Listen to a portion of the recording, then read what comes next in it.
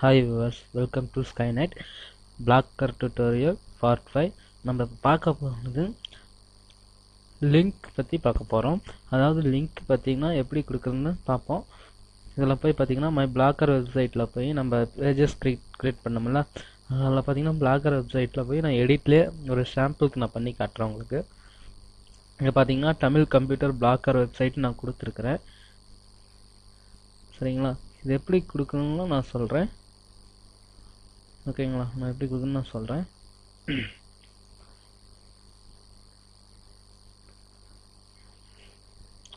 இது ஃபுல்லாக செலக்ட் பண்ணிக்கிங்க. செலக்ட் பண்ணிட்டு லிங்க்குங்கிற ஆப்ஷனை கிளிக் பண்ணிக்கிங்க. உங்களுக்கு ஒரு பாக்ஸ் ஓப்பன் ஆகும் இது மாதிரி. அதில் பார்த்தீங்கன்னா நான் எக்ஸாம்பிள் ஒரு இந்த கம்ப்யூட்டர், இது வந்து கம்ப்யூட்டர் வெப்சைட்டு நான் காப்பி பண்ணி போடுறேன்.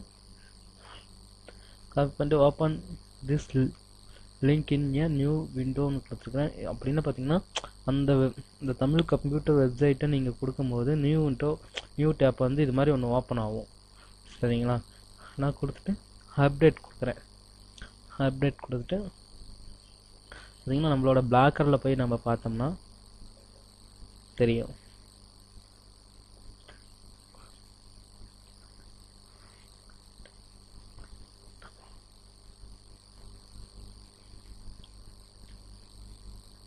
நம்ம எதால் தெரியுமா பண்ணோம், மை பேஜஸில் பார்த்தோம். பேஜஸ்னால் நம்ம மை பிளாக்கர் வெப்சைட்னு இருக்குது பார்த்தீங்களா, அதில் தான் நம்ம பார்க்க போகிறோம்.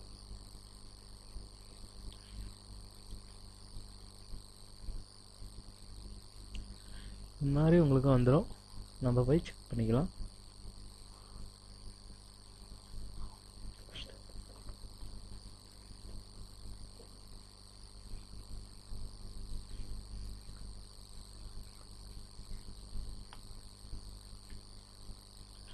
இந்த மாதிரி உங்களுக்கு ஓப்பன் ஆகும்.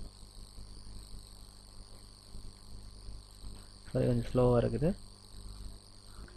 இந்த மாதிரி உங்களுக்கு வந்துடும். நம்ம கிரியேட் பண்ணது பார்த்தீங்கன்னா மை பேஜஸில் இருக்கணும். அதாவது மை பிளாக்கர் வெப்சைட்டில் நம்ம கிரியேட் பண்ணால் அது கிளிக் பண்ணி பார்த்தீங்கன்னா உங்களுக்கு தெரியும். தமிழ் கம்ப்யூட்டர் பிளாக்கர் வெப்சைட்னு வந்துருக்குதுன்னு பாருங்கள். இது நம்ம கிளிக் பண்ணால் நியூ டேப் ஒன்று ஓப்பன் ஆகும்.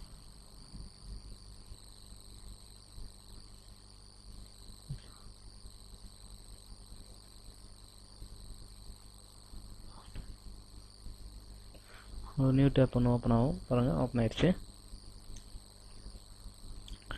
இது மாதிரி நம்ம லிங்க் வந்து கொடுத்துக்கலாம்.